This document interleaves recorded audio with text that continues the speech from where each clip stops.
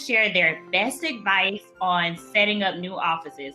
What do you wish you had known when you landed on Capitol Hill? I think it's really important to have a conversation with your member at the outset to understand those 2 or 3 goals that they want to accomplish. Having those high-level conversations up front is really important because once you're locked into a system, it's so hard to make the switch.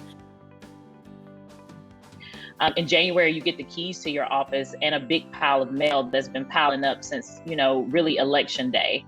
The mail, the phone calls, the emails, it's a lot. I hear of backlogs for like 6 months to a year in a new member office. You're going to be flooded with scheduling requests, flooded with emails, flooded with calls. Our first day, our phones started ringing off the hook. I didn't have enough people to answer the phones.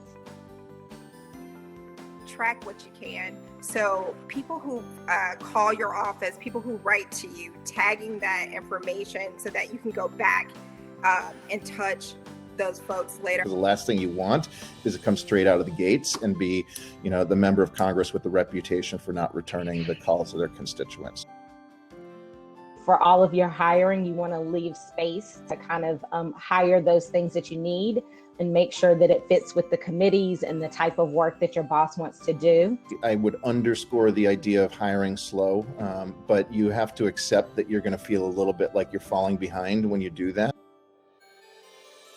My first best hires were my district director and our scheduler / director of operations. It's really important when hiring not just to look for someone with experience, a long resume, and with a good attitude. Those things are very important, but you should also be looking for people who think about processes, like how they do something, and then when they're done with that, why they did it that way.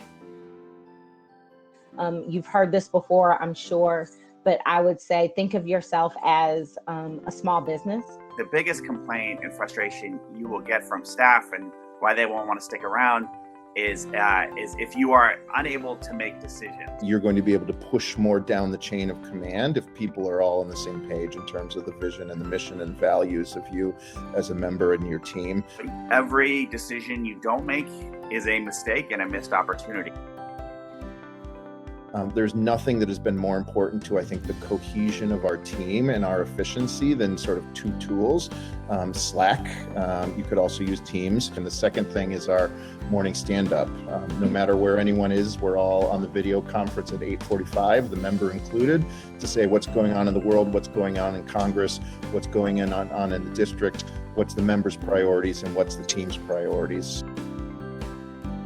One of the first lessons I learned was when I had a question, just go ask somebody in person. Don't dig around in the rule book and try to figure it out, because that would just suck up hours.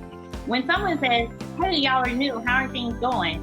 Resist the urge to be like, oh, everything's fine. People will say, oh yeah, we had that issue too. Or they'll direct you to the people that you need to know.